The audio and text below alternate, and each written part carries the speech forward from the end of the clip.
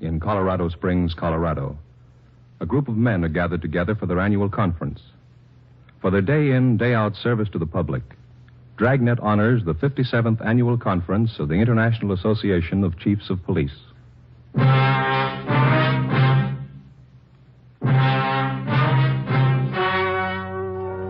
story you are about to hear is true. Only the names have been changed to protect the innocent.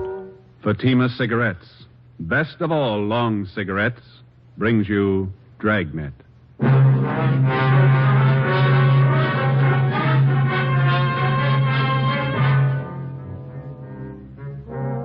You're a detective sergeant. You're assigned to burglary detail. A man posing as a doctor is burglarizing homes in your city. You have his description. Your job, find him.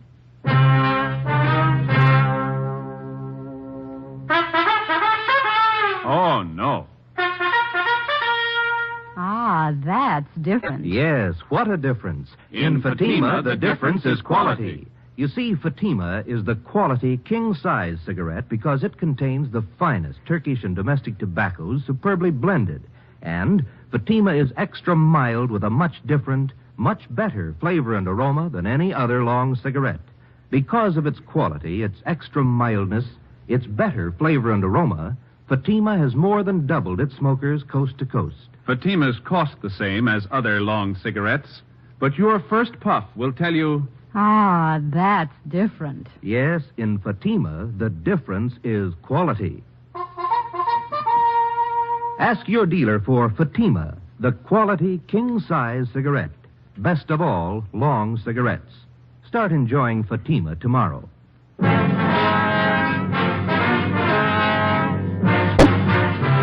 Dragnet, the documented story of an actual crime. For the next 30 minutes, in cooperation with the Los Angeles Police Department, you will travel step by step on the side of the law through an actual case from official police files. From beginning to end, from crime to punishment, Dragnet is the story of your police force in action. It was Sunday, November 22nd. It was chilly in Los Angeles. We were working the day watch out of burglary detail. My partner's Ben Romero. The boss is Thad Brown, chief of detectives. My name's Friday. It was 9:35 a.m. when we got to 5918 Canyon Cove, the home of Marla Hutchins. Yes, Miss Marla Hutchins? I'm Miss Marla Hutchins. We're police officers, ma'am. This is Sergeant Romero. I'm Sergeant Friday, Central Burglary. Come in. Thank you. Betty told me she called you. Your maid? Yes, I'm Betty Drake. I called you. And if you could tell us what happened, please. Dr. Arthur Schulte was treating me for headaches I have. He took my mink coats and my jewelry. Mm-hmm. Do you have a list of what's missing? And Betty will have a list of what's missing. Here, I've written down everything I think's gone. Thank you. Well, why do you say it was this Dr. Schulte? Is that right? Yes. Why do you say it was him that took things, Miss Hutchins? He didn't. I know he didn't. The doctor was the only other person in the apartment, officer. When was this? Last night. What time was the doctor here last night? It's about 8. I heard him leave later, about 9:15. Is that right, Miss Hutchins? Yes, that's right. Well, could the apartment have been entered without either one of you knowing it? No, sir. The back entrance is double latched, and no one could have broken in the front way. My room's right beside the front door, and I would have heard. You told us on the phone that this Dr. Schulte was middle-aged, dark, close Yes. to 5'11", stocky, wears a goatee. Yes. No other distinguishing features. Is that correct? Yes, sir. How about his clothes, the way he was dressed? He was about average. He had on a gray suit the last time we saw him. Thank you. You know who he is? We'll find out. What kind of treatment were you taking from Dr. Schulte, Miss Hutchins? We called it hypnotherapy for my headaches. Mm-hmm. Last night, the same Yes. thing? Yes. Well, anything different from his previous visits? I was very nervous. He made me take 3 sleeping capsules, and I went to sleep. And she was still sleeping this morning when I went in and found everything in the dressing table all over the floor. I see. Have you known this Dr. Schulte long, Miss Hutchins? About 4 months. Did you meet him at a party, maybe? No, I was a student of his. Where was this? At a small college in Hollywood. He was the head of the school. He was a teacher, too. Do you have the name and address of the college? Betty can give it to you. It's in my desk. You still a student there? No, I don't take the course. I stopped. Mm-hmm.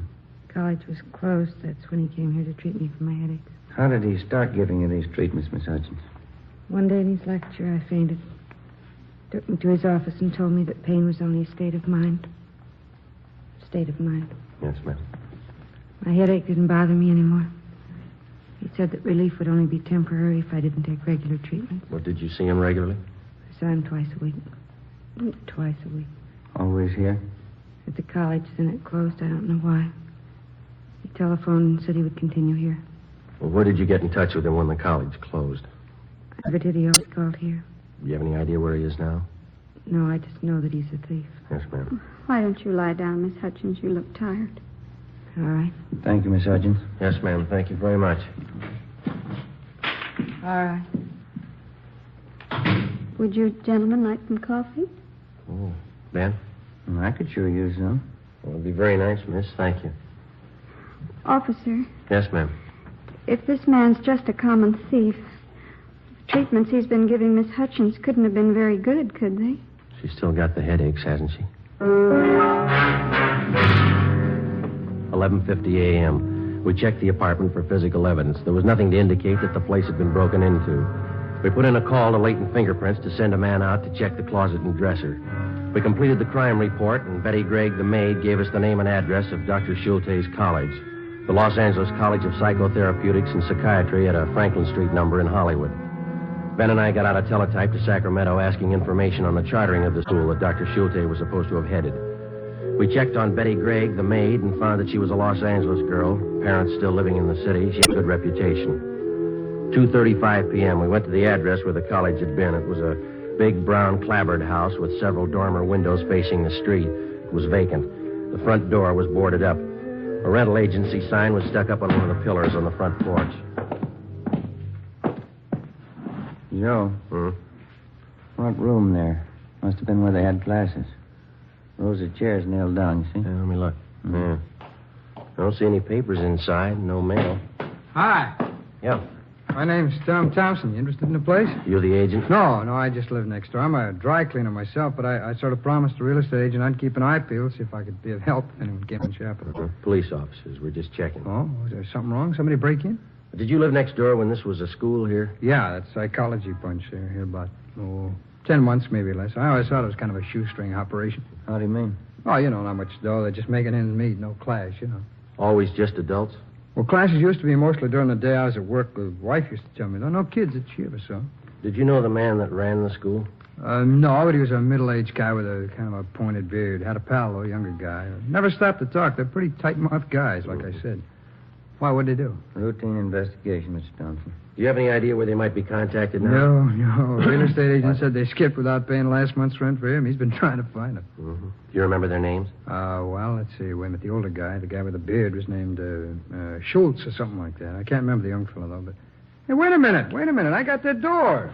How's that? I got their door. The agent let me have the front door. I'm building a patio porch in the back of my house, and the glass that I took out of the door's got the names lettered on it. Well, that's fine. Come on. I'll see if I still got it in the garage. It's right around here. Okay. A little chilly today, huh? Yeah, a little. Want to stand back there? I don't hit you. Watch the door, Ben. Yeah. Here we go. I like to keep a nice, neat garage. Sure looks nice. Oh, thanks. Say, did these men live in the house, Mr. Thompson, or did they just use it for the school, do you know? Oh, best I know, just for classes. Like I say, they're pretty tight-lipped guys. Not very friendly. They're real quiet. Mm-hmm. Yeah, here it is. I got it. Just leave it right there. We'll come over there. You won't have Okay. to move it. Let's see. Los Angeles College of Psychotherapeutics and Psychiatry. Dr. Arthur William Schulte. Schulte. DAA, PhD, SCD. Well, that's close to Schultz. Dr. Leo George Donaldson. DV, PhD, SCD. Mm-hmm. I got it, Joe. Okay, fine. Well, we're much obliged, Mr. Thompson. Here's our card. If you hear anything regarding these men, we'd appreciate you calling us. Oh, sure. I'd be glad to. Wait a minute. Here. Here's my card. Ideal Cleaners over in Ivar. If you get around that way, why, drop some stuff off. I'll see it gets special attention. Well, thank you very much, Mr. Thompson. No, it's okay. I'm sure glad I didn't throw that glass away. Brother, look at all the letters after the names, eh? Wonder what it takes to get a lineup of degrees like that. Paintbrush in about 10 minutes. 5 p.m. Ben and I drove back to the office. There was a report from latent fingerprints. Nothing but the prints of the two girls had been found in the Hutchins apartment. We checked what information we had on Schulte and Donaldson through to the FBI on the teletype. A check of doctors registered with the Los Angeles County Medical Association and the American Psychiatric Association failed to turn up anybody named Dr. Schulte. We had our I Bureau and Stats Office make runs on Leo Donaldson and Schulte and a rundown on the reports where the burglar had posed as a psychologist. The Stats Office turned up a couple of dozen new suspects. We pulled the mug shots and headed for the Hutchins apartment.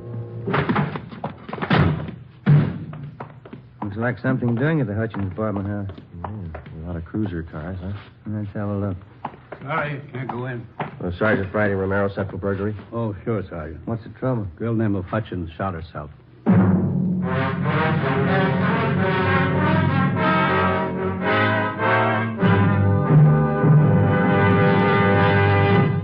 You are listening to Dragnet, authentic stories of your police force in action. Oh, no.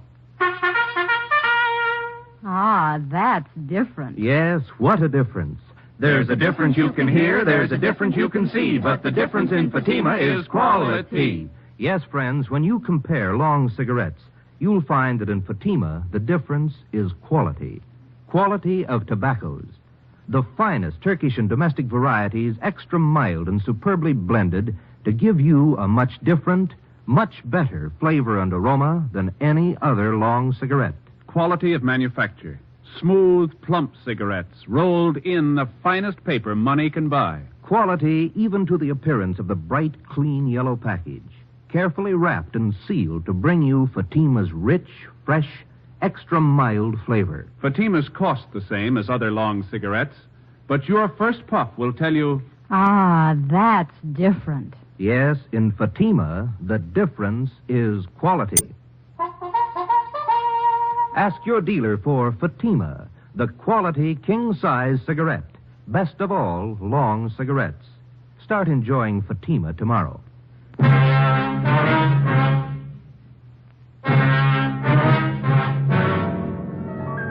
Monday, November 23rd. During the morning, the coroner's office signed off Marla Hutchins' case.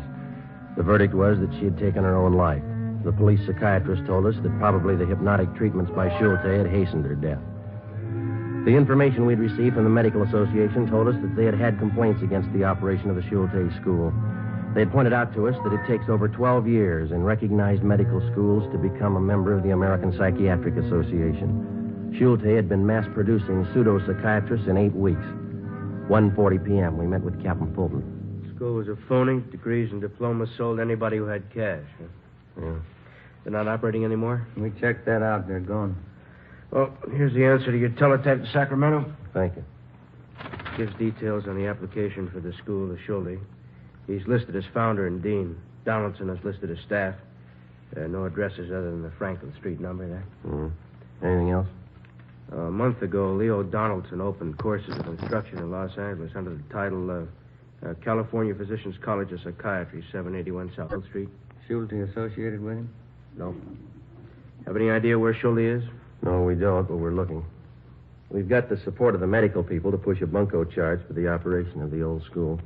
Donaldson should be able to give you a lead on Schulte. Figures they might be in contact. Looks like they actually ran the school together, even though Schulte was legally responsible. And Ben and I have an idea on how maybe we can find out. How's that? We thought one of us could make a pitch to Donaldson, see if he'd sell a degree from the new school. Get evidence to support a bunco warrant and check at the same time to see if Donaldson has contact with Schulte. Well, I'll let bunco detail know we're trying. You think you can do it? I'd try. You know anything else about Donaldson's courses? No, but that doesn't bother me. How come? Neither does Donaldson.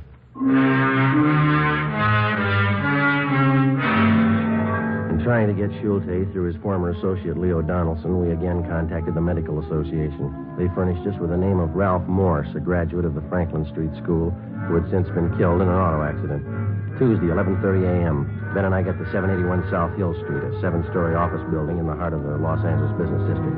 The directory in the lobby listed the California Physicians College of Psychiatry for rooms 214 and 216. Ben waited outside in the car. I took the elevator up.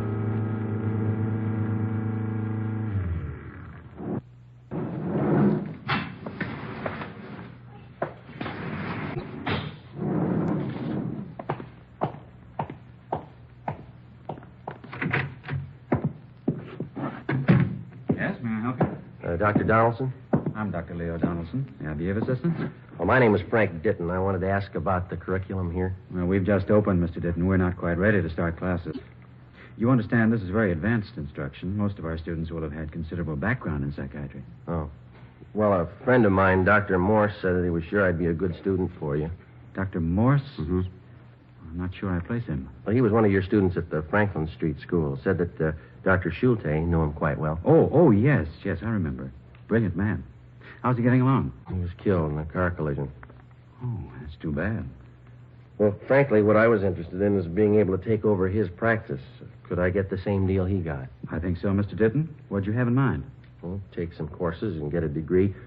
I worked with Morse for a while. I can set up a clinic. He did okay. I figure maybe I can, too. Well, here's a list of the courses we'll offer. Thank you. We'll go over it together, and you can indicate what sphere of study you'd like to take. Mm-hmm. Does Dr. Schulte teach any of these courses? No, he doesn't. Now, the first semester will include painless and drugless childbirth, practical and applied psychology, autosuggestion, prenatal suggestion. Yeah. Well, look, Dr. Donaldson, straight practical and applied psychology is the specialty that I want. See? What degree do I get, and how much will it cost? Well, the least expensive is a doctor of psychotherapy at $450. A doctorate of philosophy and psychology is $500. For all purposes, if you can afford it, Mr. Ditton, is a doctorate of science. That's $800. Oh. That course was $1,000 at the Franklin Street School. Yeah. Well, I don't know. That's a lot of money. I guess I have to have it, though. I wonder if you'd take a check now. Certainly.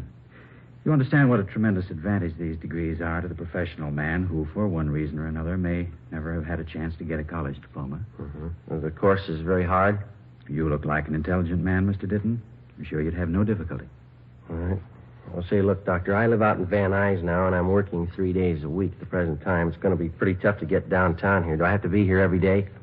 Since it's the diplomas most of our students are interested in, we have, on occasion, made exceptions in cases like yours. Well, I'd appreciate that. We could possibly, in the case of a doctorate of science, present you with your diploma in advance. You're taking the course, and you could launch into private practice at once and take the course whenever it suited you. Well, couldn't ask for a better deal. Everything's mentioned in this catalog. The forms are in the back. Why don't you sit down right there? Oh, thank you very much. Yeah. Rules and regulations. No books are required of students.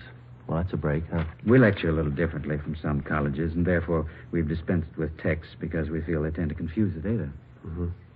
When I take the course, who will be my instructor? I will. Well, Morse talked a lot about Dr. Schulte. Does he teach any of the classes? No, Dr. Schulte was associated with me in the operation of the Franklin Street School, but is not the staff member of the California Physicians College of Psychiatry. Well, I'm just wondering, if I paid extra, could I get some classes with him? Morse said that he picked up a lot of useful information from Schulte. He's a fellow with a goatee, isn't he? Yes, that's right. Well, truthfully, I have no idea where Dr. Schulte is presently located. I understand. Now, let's, one regulation here. Yes? No student will be admitted who cannot show documentary proof of the successful completion of secondary school work. High school. You can understand that, can't you, Mr. Ditton? How do you mean? Well, there are certain minimum academic standards we must observe. Yeah. In order to maintain the quality of our degree. Dr. Donaldson accepted my check to the amount of $800. I asked for a receipt, and he filled out a blank doctorate of science degree, which he carefully lettered with the name Frank Ditton, and signed himself as dean. I arrested Donaldson, and Ben and I took him in for booking. 1 p.m. We received a long teletype from Washington. Arthur Schulte had a record of arrests and convictions back east. It started with a conviction 16 years ago for the interstate transportation of pornographic motion pictures. The record gave us no known addresses, but important in the information was the fact that Schulte had originally been trained and had worked at being a projectionist in movie theaters. In the M.O. was the notation that he'd been known to take up his old occupation when sought by authorities. 1:35 p.m., we contacted the local office of the Motion Picture Projectionists Union, where they told us they had placed Arthur Schulte in the booth of one of the Main Street newsreel houses on Sunday. That was the day before. 2:30 p.m. The Crescent Theater was buried between two bars and advertised an hour of newsreels and short subjects for 20 cents. Where's the manager? I'm him. Can we talk to you a minute, police officers? What? I say we're police officers. We'd like to talk to you. Nobody here to take over. Why don't you come in and I can open the booth door here and talk? Okay. Right around the back, I guess, here, Ben. Where is he? Hey, mister. Okay. What's the trouble, officers? Do you have a man with the name of Schulte working here? That's right. Projectionist isn't working right this minute, though. Comes on duty at 4. It's an hour. All right. I wonder if you'd take a look at this description, please. Sure. There you are. 5'11". Man working here's clean shaven, no goatee. Outside that sounds the same. Mm-hmm. Any idea where he lives? No, I don't. Well, we'll have to wait for him here. All right. Wait a minute. Just one? Where you want to wait? Inside? Well, I think we'd rather stay up in the projection booth if it's all right. Up the steel stairs there on the right. Tell Pete Eigen. He's the man up there now. I said it was okay. All right, don't say anything to him when he gets here, will you, sir? I won't, officer. Come on, Ben. It's this way. It's a long climb, huh? Yeah, it is. It's right up there. Oh, yeah.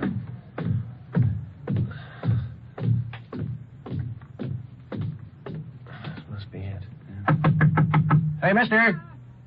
Mister! Yeah? Police officers.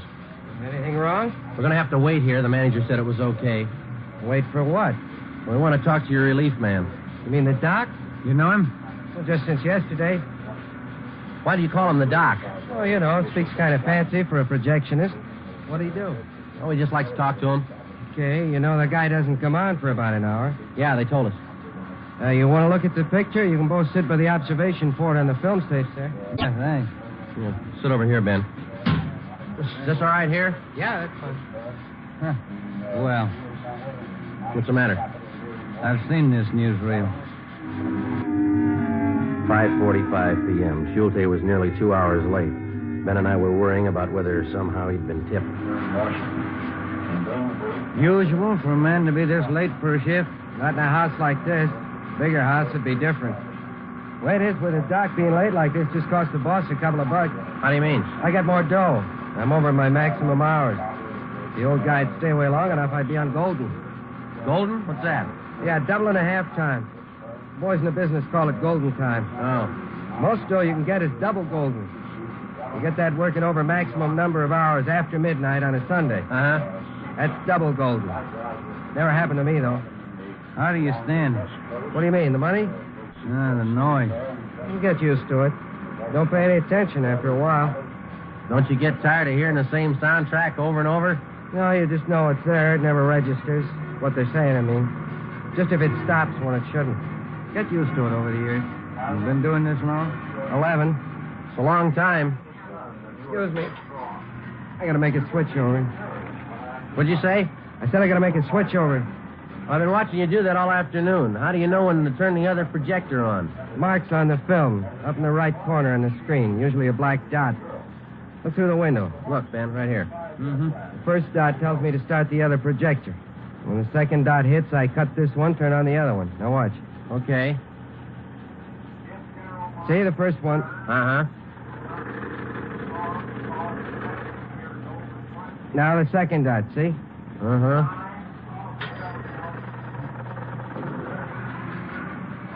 Smooth.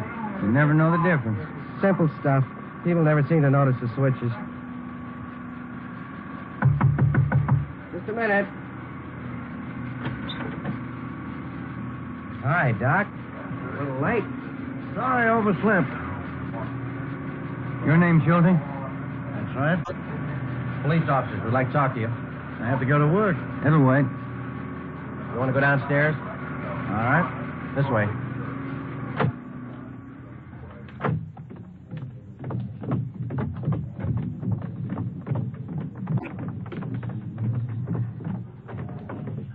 All right, this will be fine right here. You say your name is Schulte, Arthur William Schulte? That's correct. Ever been known by any other name? Why? Do you operate a school called the Los Angeles College of Psychotherapeutics and Psychiatry during the past year? I'm not saying anything. Where are you living, mister? I'm not saying anything. Let me see your identification. Here, my wallet. All right. No, you hold it. Say, open that part there. I take out the card. Union card. Any ticket stubs? Social Security card? That second thing there behind the cash. Yeah. Let's try that folded piece of paper there. It's just a bill. Mm-hmm. What is it, Joe? It's a bill. Milliken Hotel. Let's go.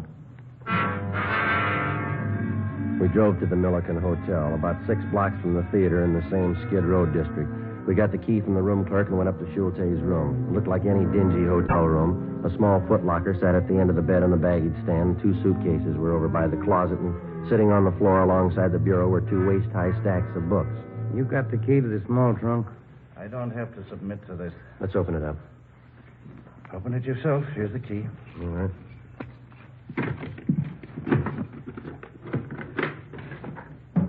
Two mink coats. I'll check the rest of the room, Joe. All right. This your property, Doctor? I'm not saying anything. Just clothes, regular stuff in the bureau. Mm-hmm. How about those suitcases over there? I've got it.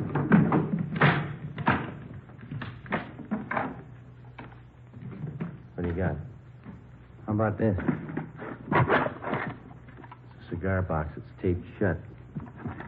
What's inside, Doctor? Nothing you'd be interested in. I'll open it, Joe.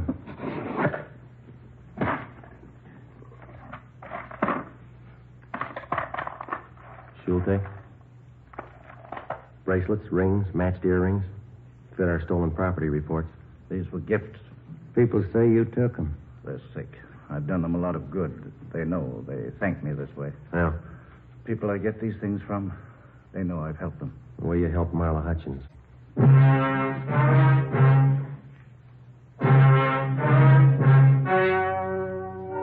The story you have just heard was true. Only the names were changed to protect the innocent. Arthur Schulte, free on bail pending trial, died of natural causes on June 15th in Fresno, California. Leo Donaldson was tried and convicted of grand theft and served a term prescribed by law in the state penitentiary. And now, here is our star, Jack Webb. Thank you. When the rookie policeman becomes a full-fledged member of the department, one of the first things he becomes aware of is the time-worn tradition of the peace officer. He has pride in the men he works with, pride in his job. The men who make Fatima take great pride in their job. They, too, uphold a tradition. The Fatima tradition of quality. You see, Fatima contains the finest Turkish and domestic tobaccos superbly blended. And pack after pack, they're extra mild. If you're a long cigarette smoker like I am, and have not yet enjoyed Fatima, buy a pack tomorrow. Compare Fatima with other long cigarettes. You'll find they cost the same, but in Fatima, the difference is quality. Smoke Fatima.